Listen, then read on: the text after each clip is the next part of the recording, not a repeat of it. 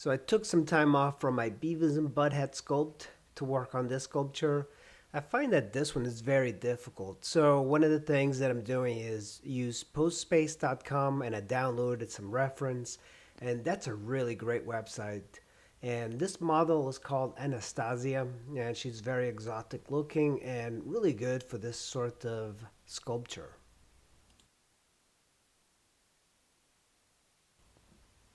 I spent a lot of time working on the head because I wanted to get some details. And usually, if I don't get the proportions right off the bat, it's a bad idea to work on the head.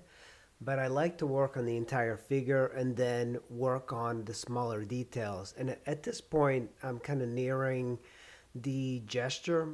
And of course, with this sort of clay, this JMac clay that I'm using is really good for gesturally plasticine based clay type of work. But water based clay is still the best, but this one is like by far my second favorite. And it's my favorite because it keeps my studio a little bit cleaner. There's less dust in the air, and it feels pretty good to work with it. But there is a little bit of a drawback. So this clay, when you're doing very small details, because it's so soft, it's it's kind of difficult because oftentimes it feels almost like a virtuosity sort of clay that is better for working quick. I wish it was harder at a couple of points that I'm working, but I think that if I cool the clay down, it'll be better to work on details. Right off the bat, I made a mistake. I put some armature inside, but I didn't really secure it too well because I thought I could just balance it. But as I am sculpting, I'm finding it difficult because the model, or my pose kind of bends left and right. So learn from my mistakes, and you want to have a stronger armature before you begin and secure it to your baseboard. One of the things I really enjoy doing is portraits, and I wish I had more models, but working a portrait is fairly simple once you know the anatomy. And the difficulty with this particular sculpture is that it's so small, so I'm using a dental tool. It's really from Sculpture House, but it's a really good dental tool, and it works really well in getting details. Now, one of the things that I see a lot of people do is they create too big of round surfaces, and the way I like to sculpt is actually to keep things relatively flat. I like the looks of flat surfaces in the human body for some reason. So even her nose and the shapes of her cheeks, I try to flatten it out a little bit more, and I find that a lot of new sculptors they tend to round things off a little bit too much. So, as an experiment, if you're interested in learning how to sculpt, uh, get a big scalpel from Home Depot, one of those paint scraper tools, and try to use that just for your sculpture. I think you'll find that you'll create a stronger sculpture than by rounding off a sculpture. And oftentimes, a sculpture that's a little bit rough, kind of like at this point, looks a little bit cool. I like that look, that rough, unfinished sculpture. As long as you got the geometry in a good place, it always looks good. Now, I am indicating some of the bony structures. Having a knowledge of the skeleton is almost as important of having a strong understanding of the surface anatomy. But understanding the bones right off the bat, if you're learning anatomy, the best thing you can do is just get a book of anatomy, learn all the bones before you start learning the myology of the human body, the muscles and the surface. And knowing exactly where the bones are is very important. I really like these scraping tools that provide a texture, and I try to scrape it in the direction of where I need to blend to. And sometimes I'll try and go with the direction of the muscle towards the finishing stage. I don't generally leave these marks on there, but I do have a wire tool that cleans up the edges a little bit better, and that's the cheapest tool. I'll probably do a video on making some tools in the future, so stay tuned for that. I really like this pose. You know, I went through Postpace for quite some time and I was like trying to decide which pose I should download. And by downloading, I mean buying. Generally, I don't buy anything, but I think about it this way. You know, it's probably like the same price of, a cup of coffee. It's like $6.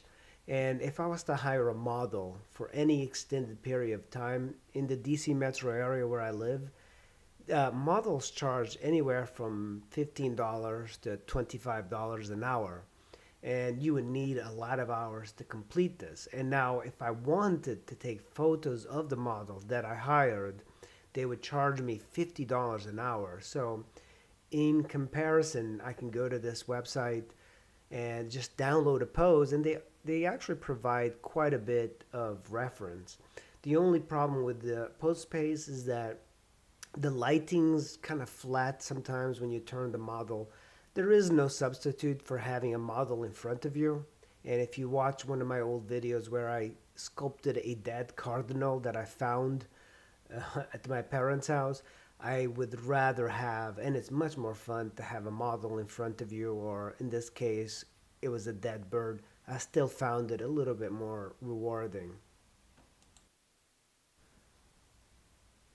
As a sculptor, you have to learn anatomy and you have to have a better grasp of anatomy than what a painter would. I find a lot of painters, maybe it's just around this area, they don't really care too much about the anatomy. And another important thing is if you want to be a sculptor, if you want to sculpt, you need to draw often. And I find that a lot of people don't care too much for drawing these days, but it's kind of an important skill and it's also much cheaper than going into sculpture and painting right off the bat.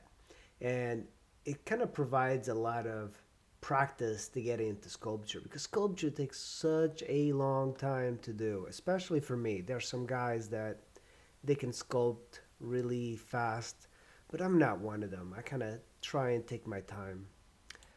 This particular model, her backside is actually kind of heavy, which I kind of like for models.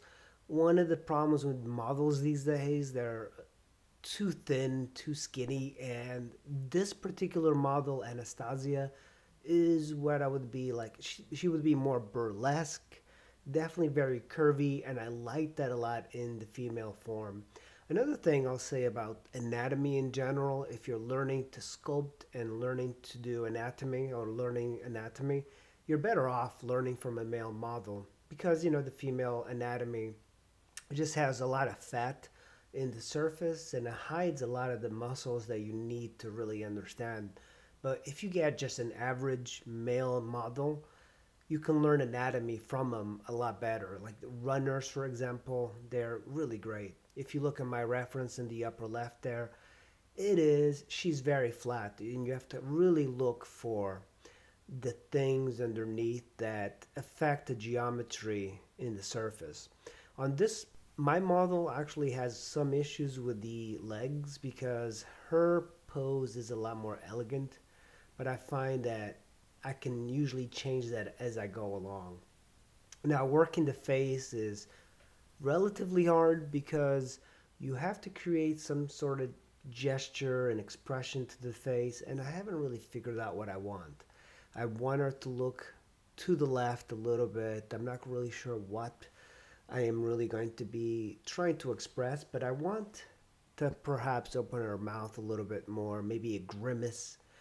It's something different. I was even thinking about doing like a Hermes sort of pose or a winged Nike sort of thing. So she would be wearing a hat with wings. I don't know. Something different. I don't have to stick to whatever's in front of me. The best thing about sculpture is coming up with your own interpretation of the reference. And one of the things I don't really like is when you attend a lot of the open drawing sessions, you're basically just doing a bunch of reps and you're never really doing any finished work because you're just doing whatever's in front of you. So, as an artist, you kind of have an obligation to say something, express something with a sculpture.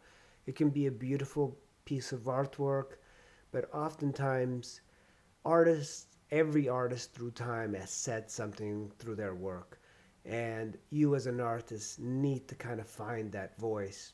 All right, guys, thanks for watching. I will see you in the next video. Bye.